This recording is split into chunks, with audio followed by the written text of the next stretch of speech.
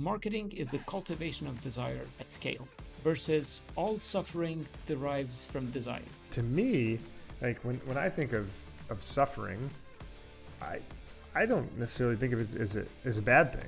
Execution eats strategy for breakfast is what Brad says on his LinkedIn profile, and I couldn't love it more. What we did is we, Grubhub food delivery service, partnered together with Final Fantasy 14. Oh yeah, I'll put you on the spot, so, hold on to your seat, man. Hello, everyone. Welcome back to Skins Agency podcast. Today, I'll be using this chance to talk to someone whose work actually grabbed my attention quite fast. And like many of you, in fact, this is the first time I'm meeting the person. And so, we're going to go through quite some questions. But before I start with that, I want to introduce Bradley Hoos. Brad is the CEO of the Outloud Group, which is an leading influencer marketing agency. And they've actually worked with some of the companies that we know a lot about. So starting from Grubhub to Fiverr to Wix to Athletic Greens. I mean, these are just great brands. And I want to learn a lot from Brad about this. But besides that, Brad is actually quite active, and you'll see his work featured in the USA Today, Cheddar. He writes a lot in Forbes, and I've read a lot of his articles lately, so do tune into that. And also Fox News. Together, we'll try to explore some of these challenges that I myself have had, and I keep finding myself into as I'm building brands. And as Brad has built a lot of influencer marketing and worked on that. So with that said, Brad, thank you so much for joining. Lord, appreciate you having me here. Excited to dive in. There's a lot of good things we can get into. I suspect some trouble we can find too. Oh yeah, I'll put you on the spot. So hold on to your seat, man. But I'll start easy. I just want to clarify, and I'll start this. I'll try to start with this question for as long as I can. Like, what is branding to you? Well, it's interesting. I mean, I think that's actually a pretty tough question to answer in a lot of ways. Because ultimately your brand is different from branding. But let me, before I answer branding, start with the brand, right? The brand is what customers and prospective customers are saying about you and what they believe about you, not what you say about yourself, right? So let's start right away. It's not about how you're positioning yourself. It's what people believe about your organization, whatever it may be.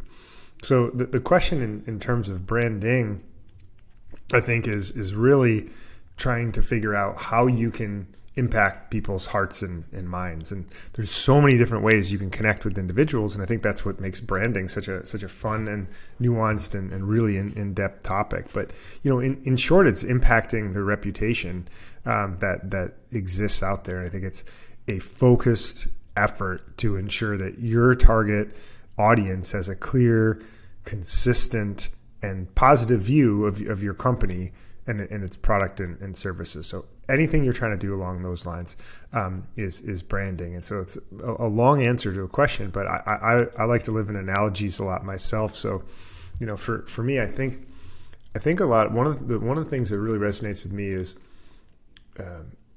around like leadership. It's not what, especially if you think about a larger organization, it's not what the CEO says. It's what people who are actually doing stuff every day believe. And so what the analogy I love is, okay, executives at a manufacturing company say, hey, this is our new strategy, whatever it may be. And those managers need to communicate it out to the foreman, right? And then so the foreman listen to this, understand it.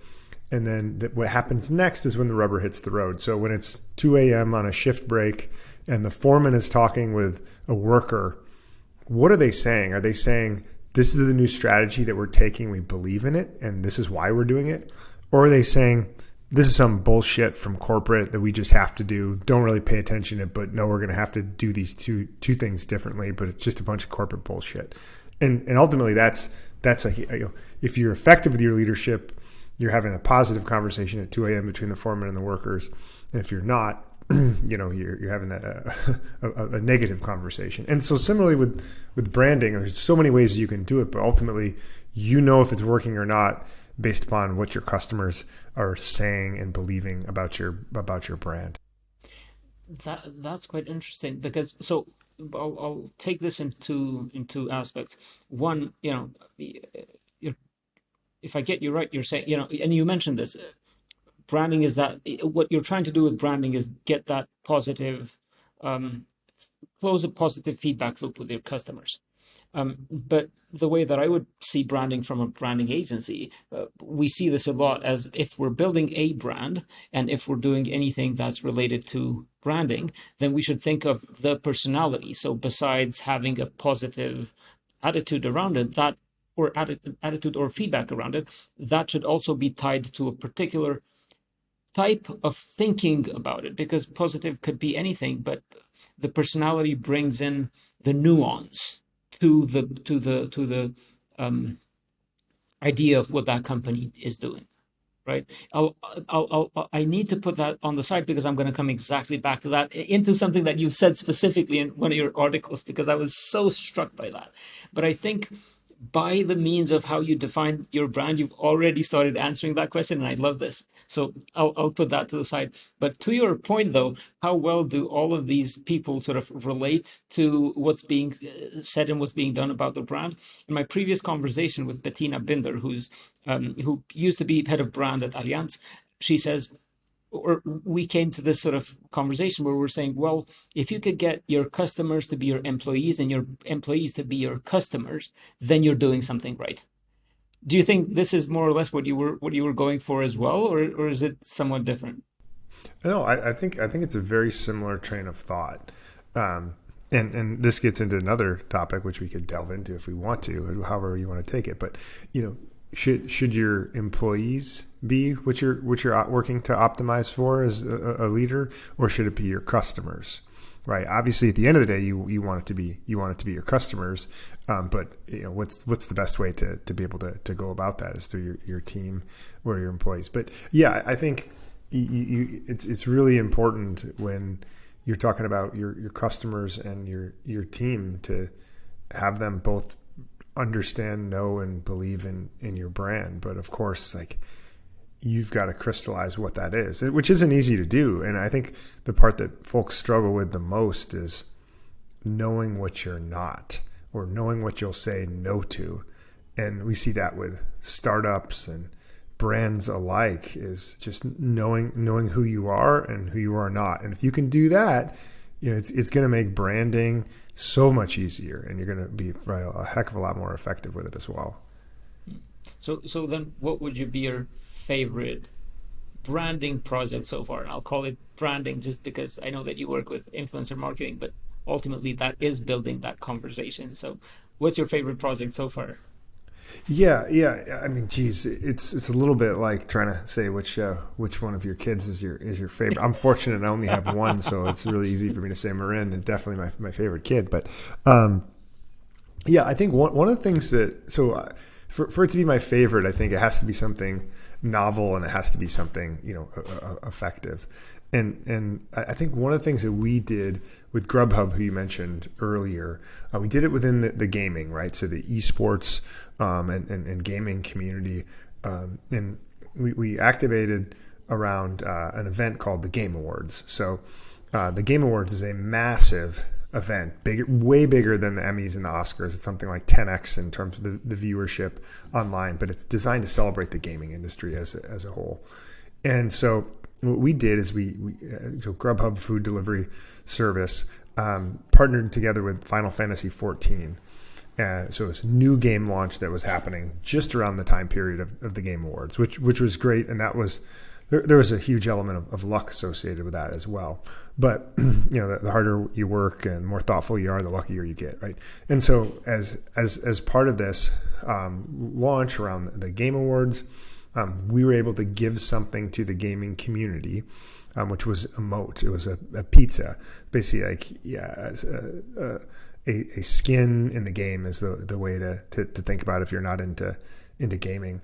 And the audience loved it. So all they needed to do was to make a purchase through Grubhub, and did really well as a campaign. And where I think it's fun now is that you can still find these emotes and buy them on YouTube, on eBay, and they're still around. And what was cool about this from a branding perspective is that it was really a way that a brand added value to their audience. And it was a way that the audience would continue to interact with that brand in a positive way. So you have this long-term positive sentiment as people continue to play Final Fantasy 14 and they have the Grubhub emote, and it's just something cool and novel and fun. And the gaming industry is such a, I think, under-marketed segment right now as well, and so I think there's a lot of opportunity there. So I think if I had to pick one project, that would probably be at the top of my list of really cool things that we've had a chance to work on. So you actually mentioned here something that. So I haven't had a lot of experience with influencer marketing, right? I work on before we start working. So I work on the strategy of the brand. We do a lot of research, but it's not like we take on marketing efforts later. And one of the things that I've struggled to understand from afar is like, how do influencers play a role in the brand itself? Because the way that I see brand most of the time is this sort of long-term relationship with the customers, and influencers seem to usually play a role in this like short-term, campaign-based effect. You just mentioned that actually in this case it did play a role for a longer period relationship building with the customers. So can you just like clarify to me what is the relation between the impact of the influencers in a campaign versus in the brand as a whole? Yeah, there is no one size fits all answer to that, and I think it's a great question, because if you were a brand asking me that, I would say, well, how are you using an influencer? So there's definitely brands that, and we've done some of this work, really cool stuff where you can actually have products that are the namesake of the influencers that are rolled out. So stick with the Grubhub example, right? There's no reason you couldn't have specific meals, from a popular, chain restaurant that, give me the alert meal, right, from Buffalo Wild Wings, right? And you can only get that on Grubhub, by the way. Or you can, if it's a subscription box, well, you could have a box that for that 1 month that's named after the creator, or the creator curated everything. So I think there's ways that the creator becomes part of the brand as well. It doesn't necessarily have to be an equity arrangement, but there's some creative things that you can do. And there's also just a long-term partnership where a creator continues to talk about the brand. And I think that really does matter in terms of helping to define the brand in part based upon the creators that you're connecting with. I think that's important. Certainly influencers work in terms of a direct response or performance or growth campaign, whatever we want to call it, but where, hey, they're shilling for the product or service, and they're getting purchases, and that's fantastic as well. And that can be a little bit shorter term. It's interesting, getting into more nuance, probably more than you want. Like, yeah, YouTube has a very long tail. When you post a video, for all practical purposes, it's on YouTube forever. So we'll see long tails of views on content, particularly science or top of the intelligence content. Vlogs, not so much, but you see this content on YouTube that stays up for a long time and can continue to get views, and maybe it goes dormant for a year or two, and then a thread of Reddit pops and suddenly you're getting a lot more views. So that can be really powerful. Like, even a single piece of content can have an impact for a long time, versus if you're working on something that's ephemeral on Snapchat or Instagram stories, then the impact on the brand is so inherently short term, because that content only lives for so long. There's always exceptions, but that's something I think to be aware of. So typically speaking,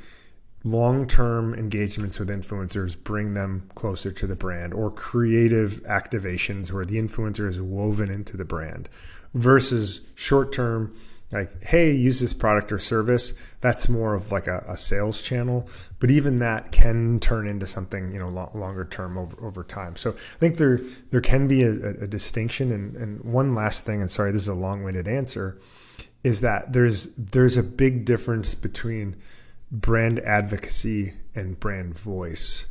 So the distinction is, when you are a marketer, when you're creating a brand, there's a lot that goes into it, right? You're creating brand voice, right? What are the colors that we use? How do we speak? What are the words we say? What are the words we don't say? What's the pentameter with which we speak when we communicate, right? There's a lot that goes into it.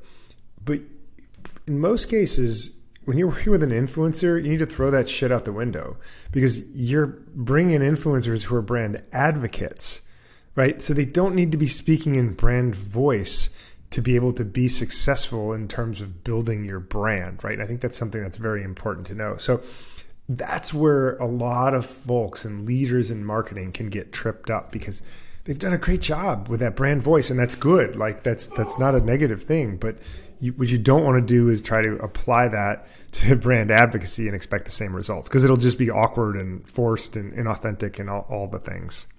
And this was exactly meant to be my next question, just because of this very issue. Like when we're building a brand, we're really trying to at least control the narrative for a while, for insofar as we can, right?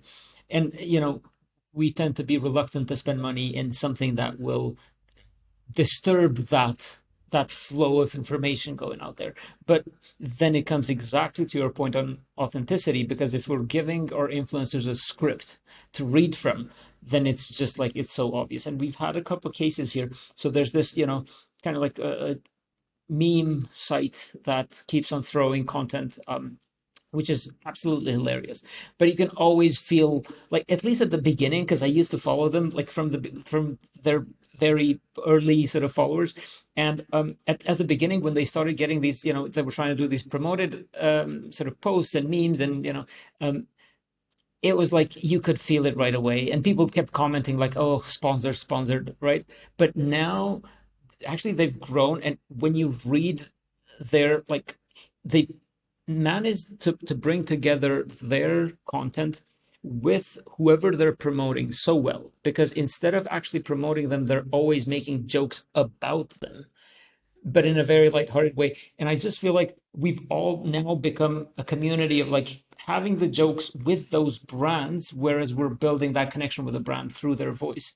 But again, from a branding perspective, I'm always like, oh damn, like we're gonna get into trouble, or someone's gonna get into trouble for saying that, and they're still paying that influencer to say those things, right? So it's very tough to build that consistent brand voice, but also make sure that the conversation of the people who you're partnering with is still within the same sort of bounds of what you're trying to sell, so to say. So Mm-hmm. yeah, I also took a long time on this, but that was great that you brought it up. Yeah, no, I like where we're going with that because I do think it's a challenge, and I think a true relationship between a brand and a creator happens when we're not looking at deliverables in a very contractual basis, and that's I think what you're talking about is when there's a brand and a creator intertwined enough where people know what's happening and get that the sponsor is like a part of the broader community, and they can make jokes about it, or they might defend the brand in other scenarios, and I think that's great, right? Like one of the things I believe is you don't want 80% of the people to like you. You want to find 20% of the people to love you, right? And so if you find these people who love you, like it's kind of like I don't give a shit how they love me or what they say or how they go about it. Like if I've got this community of people who love me, like that's a huge win for the brand because they're actually going to be advocating for you and talking about you. Because like, to me, the worst thing for a brand isn't people saying negative things about it. It's people being apathetic towards them. And so if you've got these passionate community of people saying things, and maybe it's not the most perfect thing that they're saying, but it's real and it ultimately is positive, like that's pretty freaking powerful. Yeah, well, you saying that and going to apathy and this emotional connection is going to get me to put you on the spot right now. So I'll start first of all by knowing what I'm doing, because on your LinkedIn there's this, and we just had a joke earlier with Glauc as well here. It was like execution eats strategy for breakfast is what Brad says on his LinkedIn profile, and I couldn't love it more. But Brad, I'm going to talk about strategy because in one of your articles in Forbes, you talk about why influencer marketing is so damn powerful. You talk about the psychological sort of underpinnings. that make this type of strategy very powerful when we communicate with people, and especially in this emotional aspect, right? When we when we build this emotional connection to our audience through influencers. And you mentioned like cultural conformity, power and control, informational, social influence, personal connection, and desire to help others as these core sort of values that an influencer brings intrinsically to the table when we're communicating with our audience. Now, what's kind of funny is that there's this study by the University of Pennsylvania I read a while ago, and it talks about the fundamental motives, like the evolutionary fundamental motives for purchase behavior, among others, mentioning affiliation, which you've mentioned as well, status, pretty much, and what you've sort of touched as well, mate retention, and kin care, again, similar to what you mentioned, as these core fundamental motives. Now, being very pragmatic, pushing for execution, it doesn't mean that we shouldn't strategize. And especially you're talking about apathy and fighting apathy through that connection with the audience means that we really need to talk about the strategy of it. But the point is, if we really know so well what we're doing to the audience, then, or at least from a psychological level, then where do we stand as human beings orchestrating it? Can you just expand on these concepts first, and then I'll go into like more specific questions? Yeah. So let me take a shot at this, because I think there's a lot here with that. So there's a lot of different fundamental motives for personal behavior, right? Kind of like you were saying. And when we take that and apply it in marketing, I think there's a lot of different things that we can appeal towards, right? And so I think there's things we could get into in terms of what's good about that or what's bad about that. But I think in terms of appealing to humans, I think ultimately we tend to be emotional creatures. And even in a sales process, right? Forget about influencer for a second. People buy things from people that they like, right? If you don't like someone, it's going to be really hard to buy something from them. And that ultimately is sort of an emotional decision, right? Because you're not saying, well, how could it benefit me, or what's the most value? You're trying to make sure you're continuing to interact and tie yourself to people and things that you like.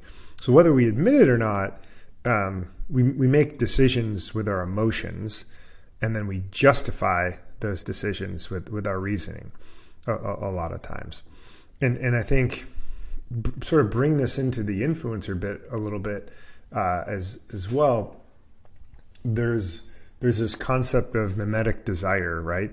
And it's, we want to be like other humans, and not in a like I can't develop my own identity type of way, but in a shortcut towards thinking and trying to figure out what to go, right? So a lot of us have heard of these sort of mirroring signals that we would give in a conversation, right?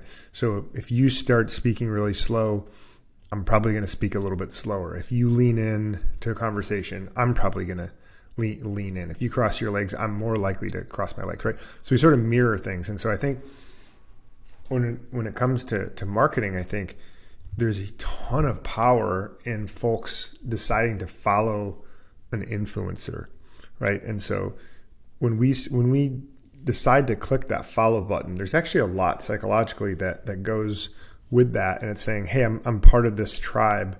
And a lot of times part of it is like, hey, I see you as a model for what I want to look at and what I want to be. And so I think you have that emotional need as humans to connect at being social creatures. You mentioned kin care, I think.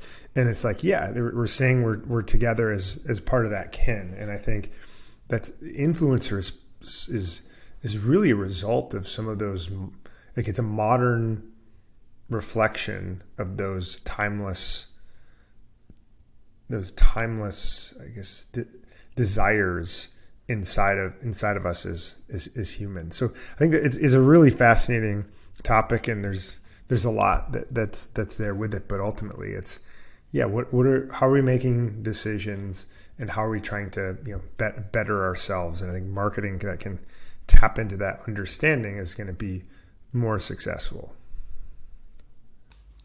Well, I mean, I think we've seen a lot of very successful marketing campaigns because people behind them were very knowledgeable about these things. Um, my question is, how do we make sure that our decisions as people behind these brands are actually ethical? You know, where do I, because it's easy for me to help a company, well, easy, right? It's not easy, but let's just say for a second that if I were highly sort of knowledgeable about these issues and putting them into practice, it would be easy for me to help brands scale very rapidly. However, understanding that we live in a society where consuming is extremely important, and it has become sort of closer and closer to our hearts, and we're sort of almost detaching from a lot of other things that actually make our lives better. Us as the people who are pushing these brands, where is our ethical and moral sort of compass? Where how do we deal with that? Or if I were to put this into like a very pragmatic sense, have you had a case where you said, oh damn, like I can do this, but should I?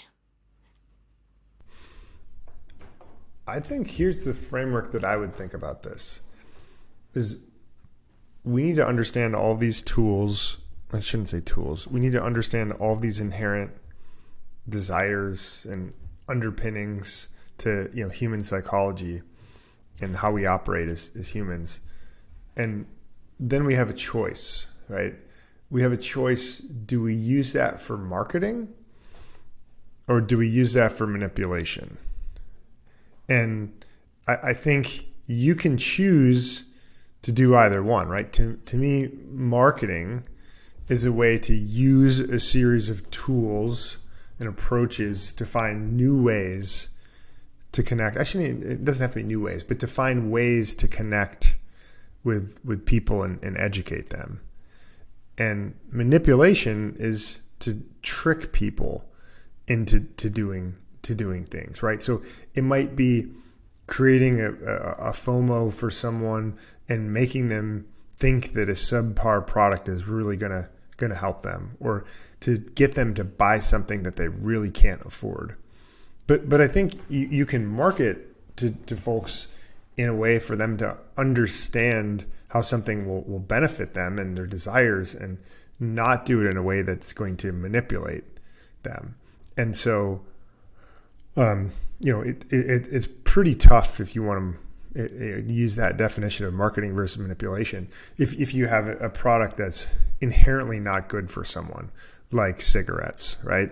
Like, would there be a way to market cigarettes? But in my definition, probably not. You're manipulating someone to do that, right? To maybe play off your insecurities, right? And so here's this toxic masculinity of, dropping boulders in the back of pickup trucks or horses running free, right? Whatever the case is, it's like we're now creating this artificial definition. Like to me, there gets to be a lot of manipulation in that. But I think there's a way, and there's a lot of ways actually, to be able to understand customers and who are people, right? Understand people, what they want, what their desires are, and find ways to connect with them, to educate them on your product, and to help to understand the value and why they should want it. Like, I think that's powerful and positive. But there's a lot of folks out there that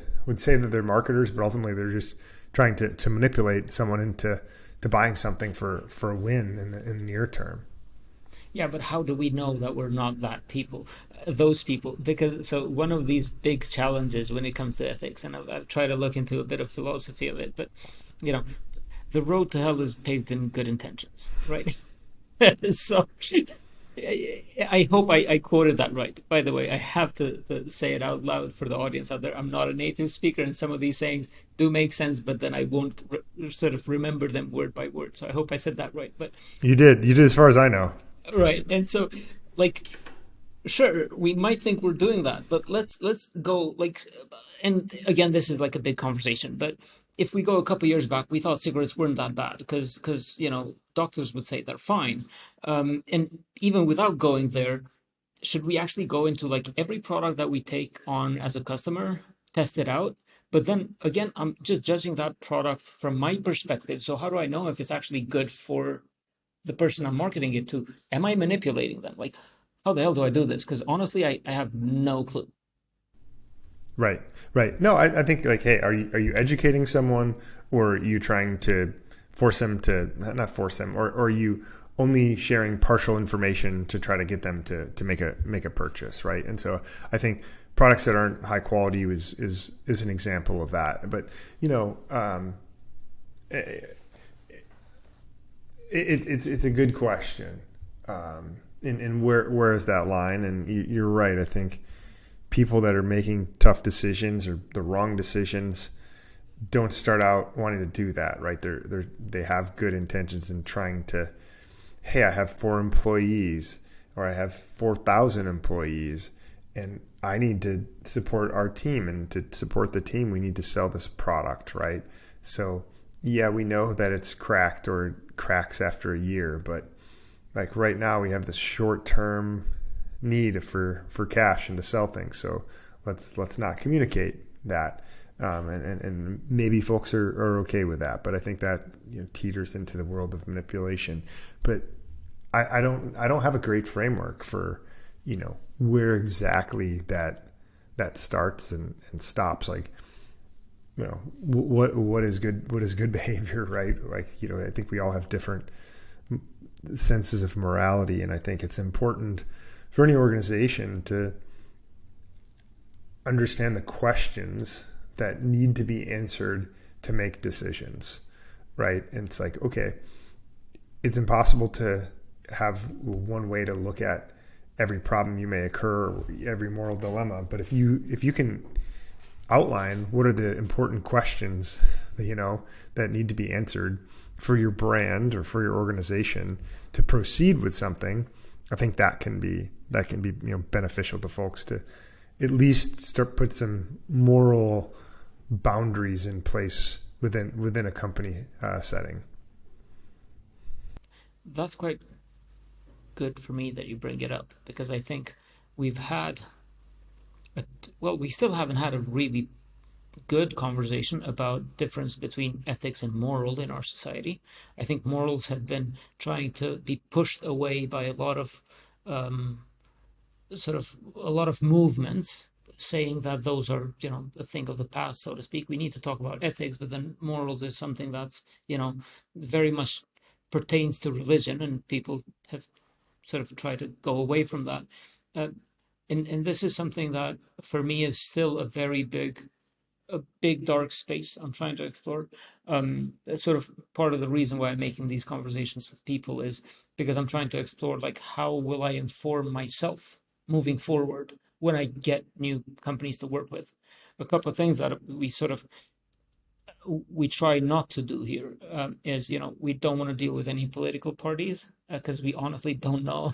You know, those are very tricky things to work with, because they play with a huge aspect of human life. And honestly, I felt, well, there's this imposter syndrome when it comes to me, when it comes to me understanding what takes on this big world of the political parties. A similar thing, we've said, look, we're not going to deal with, or we're not going to work with anyone in the cigarette industry, or even in the sort of religious aspect, unless there are more than 2 religions involved, because we love the conversation, but I wouldn't be able to support a single religious doctrine just because we don't have the knowledge for it. So these are a couple of things that I've put for myself and for the team to just look into. And because we don't know much about it, we're taking a step back, right? And it's not because I'm against, I'm just aside from cigarettes, but it's because we really don't know, and understanding that we can really manipulate people with our knowledge in that situation, because I don't know much about the depth of that particular aspect of life. I'm not willing to go into supporting those organizations. My question maybe is, like, how do you inform yourself in who to work with and who possibly not to work with? Yeah, for us, it's pretty simple. Like, hey, if we feel like there's a product or service that's going to be adding value to communities and to creators, we're all for it. So for us as an agency, we don't work with political folks just because it's so divisive, and we have our own team and culture we want to uphold, and we just don't think the right way to go about it is through political approaches. But we want to make sure that how a brand represents themselves is actually how they deliver those products and services, right? So we have worked with brands in the past where, as we've gotten into it more, we've realized that the products weren't the quality that they were led on to be, and we stopped that relationship. And influencers are great as part of that, because they have a big microphone to be able to talk to. They're in really nice check and balance, and they also sort of a different tact here, but they really can help brands with their marketing.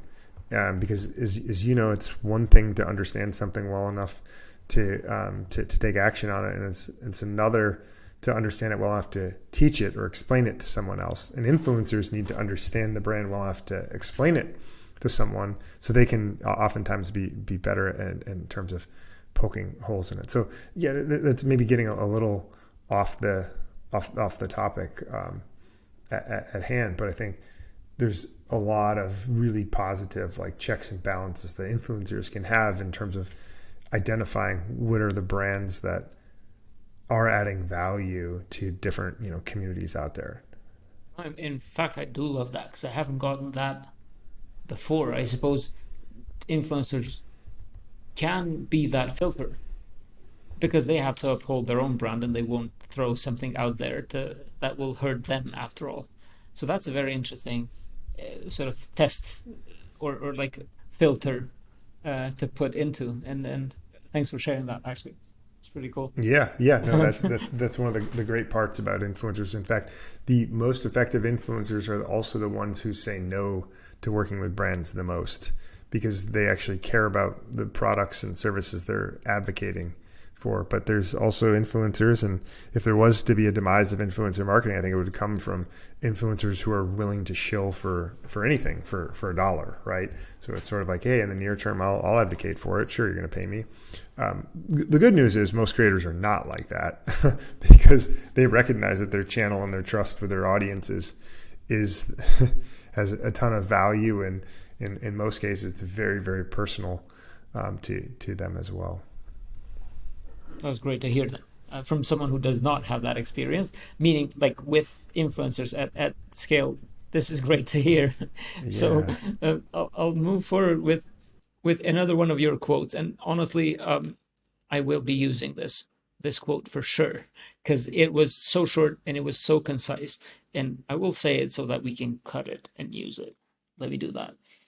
Marketing is the cultivation of desire at scale. Definitely a very precise quote, and I was so happy to read this. I hadn't come across this before, but once I read this, I juxtaposed this to a Buddhist saying, and here I am talking about almost religion I just said I don't deal with religion, but that's not exactly the case. That Another does not mean I don't, right? right? But when we're talking about human well-being, because we've been dealing with this situation for quite a while, especially in the last 20 years. We've just as a whole society, we've really struggled with well-being. All right. So I'm from Kosovo. We've had a war 20 some years ago, right? So we came from the worst of the worst. And then we had this spike where everybody was moving better. But lately we've sort of started feeling a little more sort of low, so to speak, overall.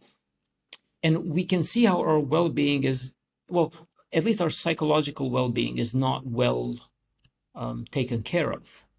And so, as most other cultures, we've looked into other cultures as well, and what we can learn from in regards to our own well-being. So I'll read first your quote again, and then I'll drop it against a Buddhist very important saying.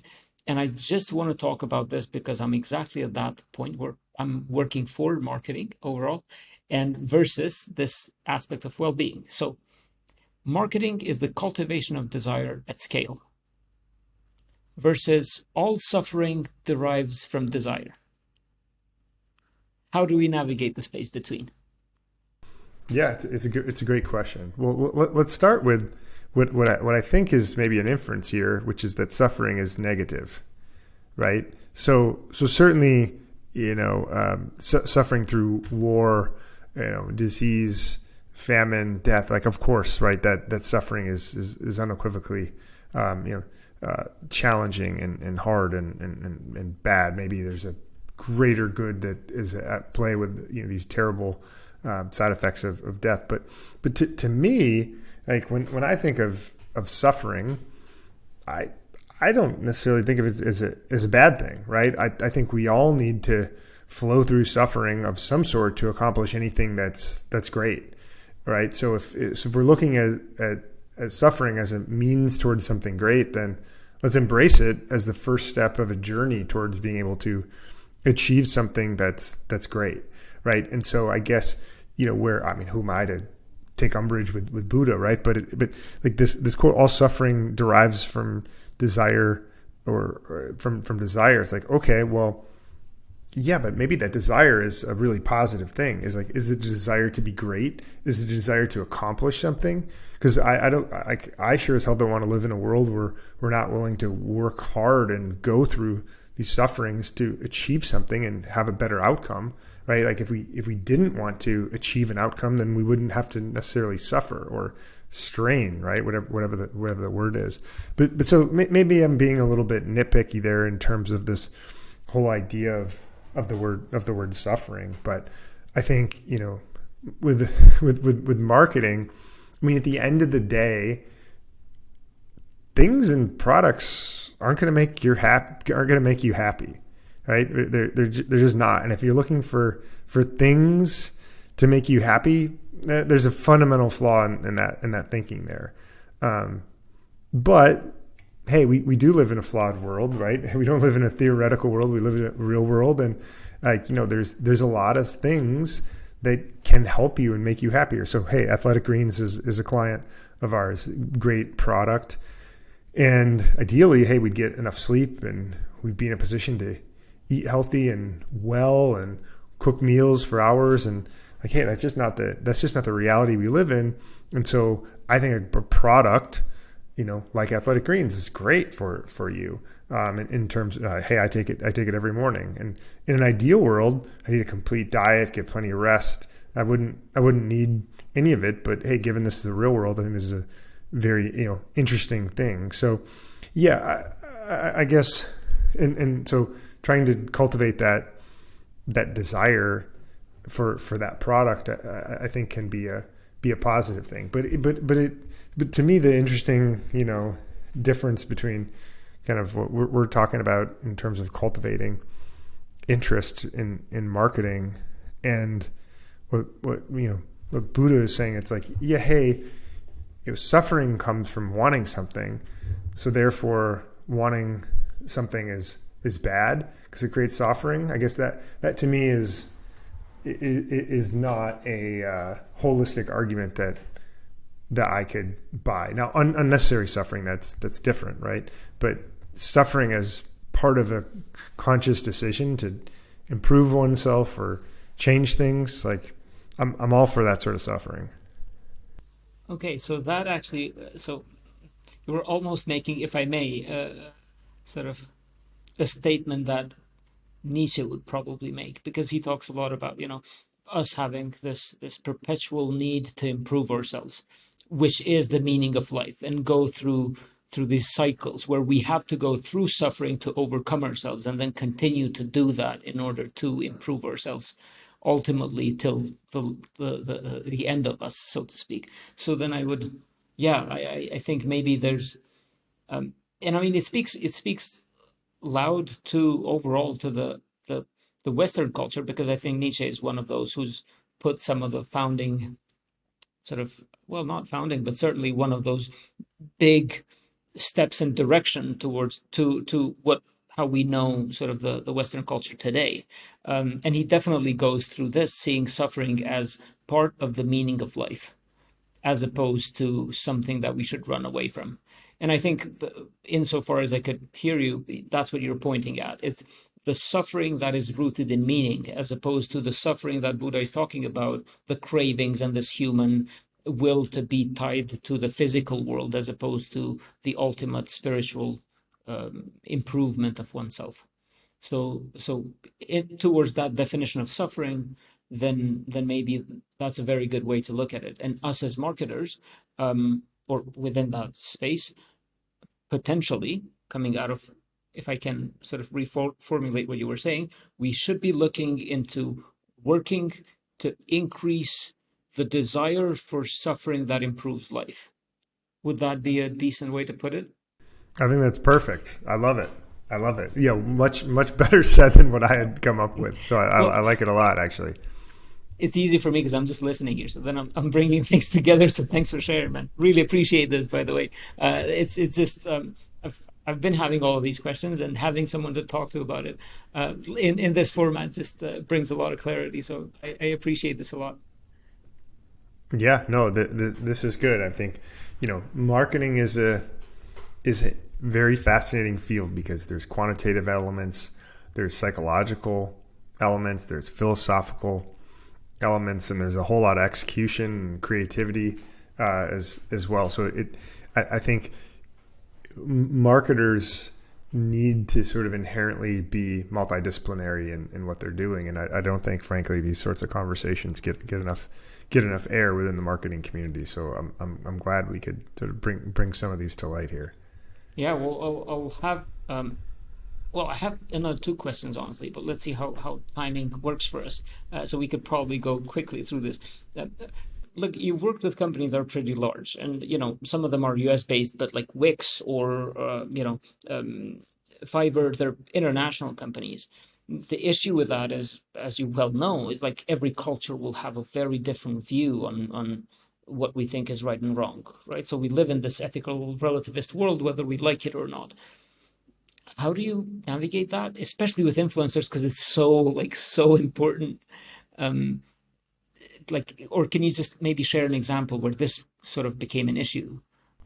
Yeah, for us, ultimately, I mean, we're dealing with individuals. So the good news is, influencer marketing is a pretty borderless world, because it's really divided by language, not borders. So if you create a piece of content on YouTube in English, anyone who speaks English will watch it, right? And similarly, I personally don't speak German, so I'm not going to consume any content that's in German, right? So we within influencer, I think it's great because, one, it allows you to find sort of your tribe, and you're not forced to to go after someone who is a celebrity from 30 years ago, where you couldn't find them as easily, and you had 40 channels on cable, and you found someone that was your tribe and followed. And now there's so many people that you can follow online, which I think really powerful. But these are individuals who are making a choice around a brand, and if they think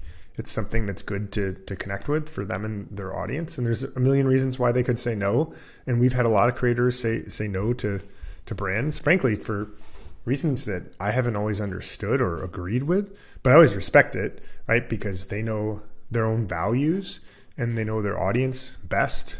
And so I don't necessarily have a great example of that, but some creators have thought something seemed fishy or seemed like a scam, and I've been like, well, look, I know it's not a scam for XYZ reasons, but otherwise I personally would have never brought it to them. But if they don't feel good about it, they think, again, they're like a really nice check and balance for that. So I think we're not making decisions for sitting here in the United States saying this is what's right or wrong for Australia or for England, right, or for Sweden, whatever. No, we're asking an influencer what they think about sharing something with their community. And so ultimately, like, I'm glad I don't have to be smart enough to try to figure those things out, but creators get to be sort of the gatekeepers in terms of what's appropriate for their community. And we've had great luck with that. And yeah, creators in very subtle ways usually are going to present brands and products differently in one region or one nation versus another. And that's something that I think influencer marketing has been really good at, is continuing to develop different points of view that are pretty effective at ultimately trying to achieve the same goal. Honestly, I find this view very humble and honest. We've seen a lot of struggle around these issues during the World Cup, so soccer, football, for those in Europe, like me, and there's just been a lot of conversation around these social issues, and insofar as I can hear from you, it's like, allow the person to share their view from their local perspective and allow them to have their voice, as opposed to impose your system of values upon them and then expect them to deliver.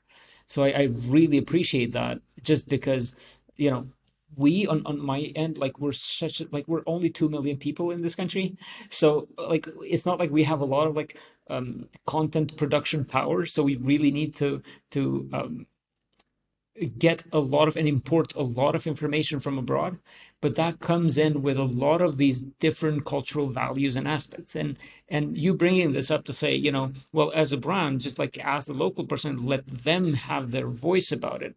I think it's just respectful to the culture itself, and I really appreciate hearing that. Yeah, and I think the other thing is along those lines, like, yeah, well, you can't define a nation. Like, how are you even going to define a nation, right? I mean, even 2 million people, that's a lot of people. Like, everyone does not think the same way or approach things, the same way, and certainly don't consume the same content either. So I think just being able to find these pockets of creators who, again, are borderless in terms of their audience, right? Their audience is across nations. And it allows you to sort of connect, and you don't necessarily need to be as clean of having like exact customer personas to go after different groups. We still use personas, honestly. I think they're good, but like the nuance of that can be disseminated in different ways through influencers, and I think they can seed good ideas too for how a brand may want to represent their product or service. And that's been fun to see as well, of like, oh yeah, we never have thought about that. And I've heard the expression before of like, yeah, your customers come up with the best ways to describe your product. We happen to own a men's flannel brand as well, Muskox. GoMuskox.com is the website, and we've had customers describe our products in reviews as buttery soft and built like a tank. And it was like, we never would have come up with that. That's brilliant. Like, let's use that. Amazing. Listen to your customers. But point is, influencers can be great for brands in unique ways as well. That's awesome. And by the way, I did see the brand and it looked gorgeous. So plus your mission and what you're doing, and going so much for saving the wildlife, it's a big thing. So well done on that one for sure. I'll have one last one and let you go. That. Right. Sure. But look, man, I learned a lot from what we just talked about today, and I've looked into some of your content that you throw out there, and it's just like great. So where can people like me, learn more about this kind of stuff? Channels, podcasts, website that you follow that you think have great content that we can learn from? Yeah, well, so if you're interested in learning more about influencer marketing, certainly a little plug here. Go to OutloudGroup.com. I mean, we do have just a ton of information up there about how to go about influencer marketing, resources, approaches, lists of creators, and so forth. So please, by all means, check that out. And I'm on Twitter. I'm not super active, but I'm on there. I'm engaging. So you can follow me at Bhoos, BHOOS. And in terms of some social media influencers that I personally follow. Right, this kind of gets into things that I nerd out about. But big fan of Jocko Willink. He's former Navy SEAL. Got a podcast, so he's great. Really like NPR's Hidden Brain. I think that's great. Miss Excel on TikTok, great, like little way to continue to learn about ways for to use Excel. And Smarter Every Day is a great YouTube channel about different ways that just learn about different things that are happening in the world. And Destin, the host, is just a great guy who I've known for many years. So those are just a few of the pieces of content that I'm consuming. But there's countless pieces of great content that are out there. So I really appreciate you being here, and for everyone listening, make sure to like and follow, and I will throw all the links that Brad just shared so that you can follow him from there, and we'll take it outside. Thank you so much. Thank you, Lert. Really appreciate it. Great conversation.